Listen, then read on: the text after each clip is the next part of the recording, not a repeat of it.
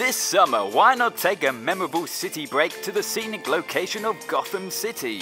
A perfect destination to get away from it all and see what this glorious city has to offer. Take a lovely stroll down its dark, dingy, dangerous streets. Take part in the Gotham City tradition of being mugged by a crackhead. Meet the lovely locals such as the Gotham City prostitutes. And don't forget to attend a suit and tie event where, if you're very lucky, a fucking weirdo will show up and crash the party. You might even get kidnapped. Gotham City.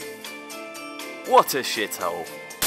Yes, in this episode of Film Facts, we're going to be taking a look at a Batman movie. More specifically, the 1989 Batman film called,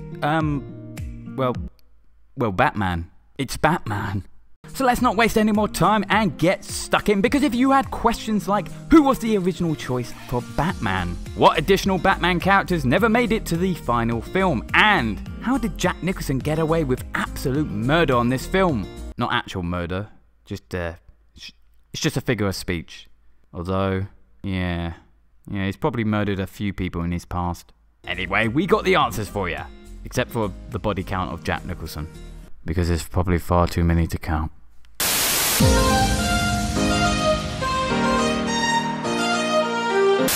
Oh, would you look at that? It's number 1.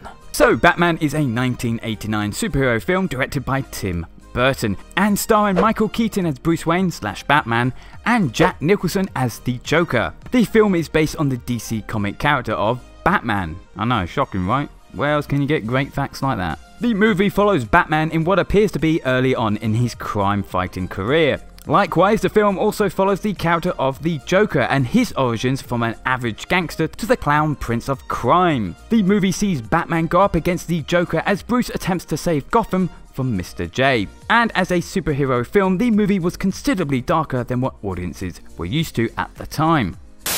It's number 2. In 1979, producer Michael E. Urslin, along with this fine gentleman, acquired the film rights to a Batman movie. Urslin wanted to bring a much darker Batman than general audiences had seen before. Because don't forget, this is what the average person knew of Batman at the time. However, Urslin was unsuccessful pitching this style of Batman to various studios, with all of them wanting the campy 1960s style of Batman. Because that's what Batman is, guys. He doesn't stalk the streets of Gotham, sending fear into his enemies. Oh no. No, he does this.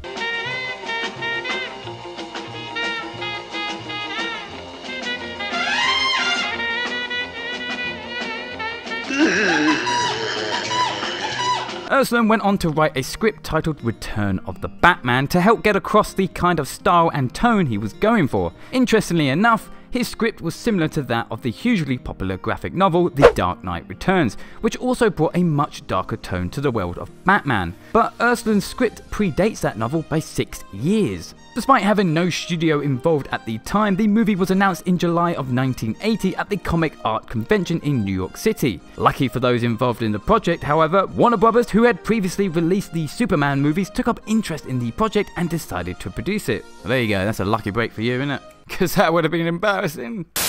Ooh, it's number 3. After Warner Brothers took on the project, a new script was created simply called The Batman. In June of 1983, the film focused on Batman and Dick Grayson's origins and featured both the Joker and crime boss Rupert Thorne as the villains. The script also featured comic book character Silver St. Cloud as a romantic interest. A number of filmmakers were attached to this project, including Ivan Reitman, aka the director of Ghostbusters and Ghostbusters 2.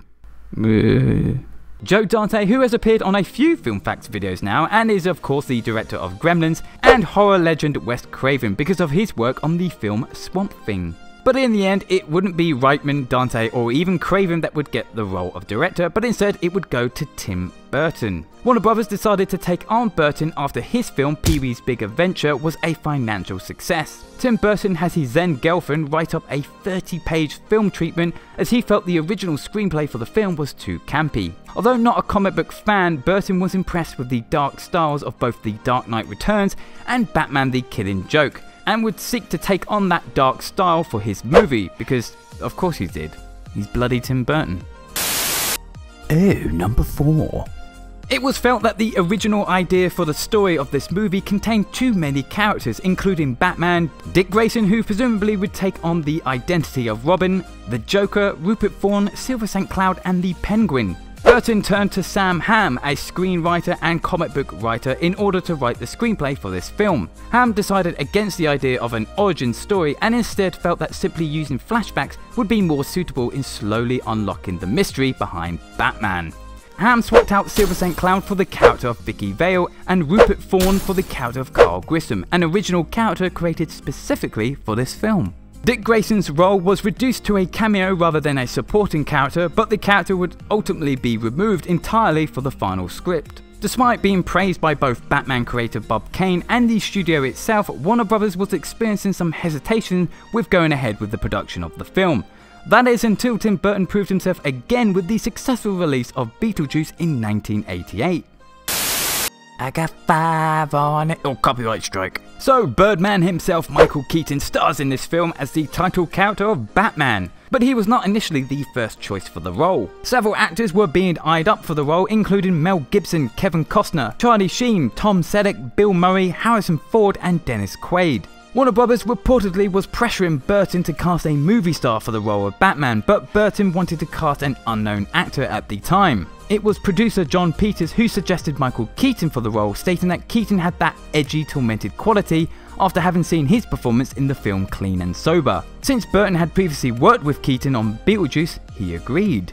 But Keaton's casting did not go down well with a lot of fans at the time, with Warner Bros. Receiving 50,000 protest letters. There was a sense that fans were concerned that the film would be more like the campy 1960s TV show and less like the Dark Knight fans had come accustomed to from the comics. Keaton appearing in films like Mr. Mom and Night Shift kind of established him as a comedy actor and not somebody who could take the Caped Crusader seriously. Actors considered for the role of the Joker included Tim Curry, David Bowie, John Lithgow, Ray Liotta and James Woods. John Lithgow during his audition actually tried to talk Burton out of casting him for the role, which he would later regret, stating he didn't realise how big of a deal that role really was. The studio's top choice since 1980 was Jack Nicholson. Nicholson took the role but on a off-the-clock agreement built into his contract for the film. This agreement specified the number of hours Nicholson was entitled to have off each day from the time he left the set to the time he reported back, including being off to attend LA Lakers home games.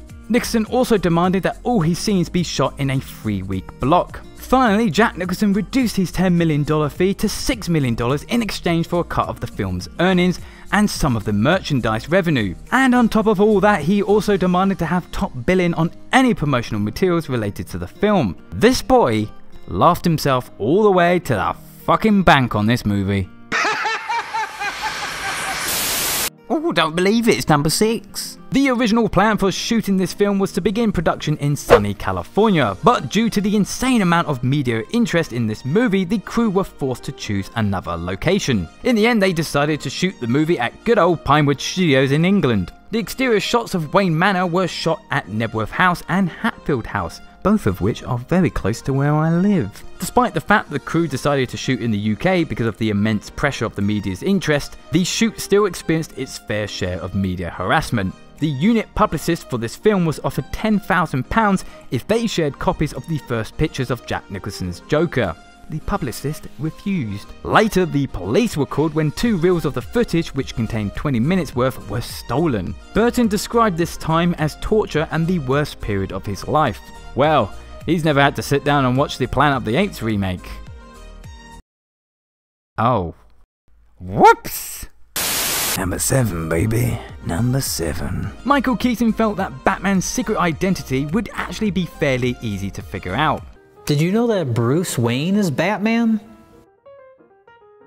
So Keaton discussed several ideas with Burton, including using contact lenses. But ultimately, Keaton decided he would lower his voice when in the role of Batman, so that there would be a clear audible difference between his Batman and his Bruce Wayne. This idea of Batman changing the pitch of his voice when wearing the cowl would almost become a staple in how Batman is portrayed, and something multiple Batman actors would adopt, such as Kevin Conroy, Christian Bale and Ben Affleck. George Clooney, on the other hand, had the great idea of making everyone think his Batman was George Clooney by making him sound exactly like George Clooney. Genius. Hi, Freeze. I'm Batman. Fuck's sake. You wanna know a secret? It's number 8. The Batmobile, when created, was 20 feet long, or about 6 meters long, had an 8-foot wheelbase, or 2.4 meters, and weighed 1.5 tons, so almost as heavy as your mum. The crew started with a rough sculpture out of polystyrene and presented it to Tim Burton, who really liked the design, describing it as having a weird quality about it while still keeping the bat motif. However, when Burton asked where the doors were, the crew realised they hadn't created any. So the crew designed a cockpit-style roof for the driver's seat that would slide forward, much like a Harrier jump jet. When taken to a track to test the car out, the crew managed to get the vehicle running at 90 miles per hour before the vehicle would begin shaking. The vehicle would appear again in the next Batman film, Batman Returns, though this version would have a few subtle changes made to it. The design of this Batmobile would later inspire the design of the Batman animated series vehicle. Good heavens, number 9. The marketing and hype for this film was a little bit mental. First off, a rushed trailer was created and put out in response to fan outrage over the casting of Keaton as Batman. The trailer featured very little music and was a collection of disconnected clips from the movie, ending with Jack Nicholson and Michael Keaton's credits, followed by the bat symbol. The trailer, however, was a success and created insane anticipation for the movie's release. DC Comics allowed screenwriter Sam Hamm to create his own comic book miniseries to help promote the movie. The story follows Bruce Wayne, who solves a series of murders connected somehow to Wayne Enterprise. The story would mark the first appearance of Henry Ducard, a character that would later be used in Chris Nolan's Batman Begins, although this would later be revealed as just an alias to hide his true identity as Ra's al Ghul.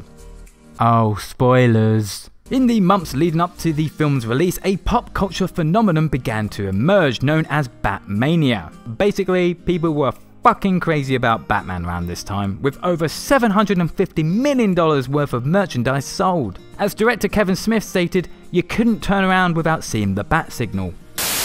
I say, old chap, it's number 10. The success of Batman spawned the very popular Batman the Animated Series, which took direct inspiration from this movie, including the art style, the music, and of course, as mentioned earlier, the Batmobile.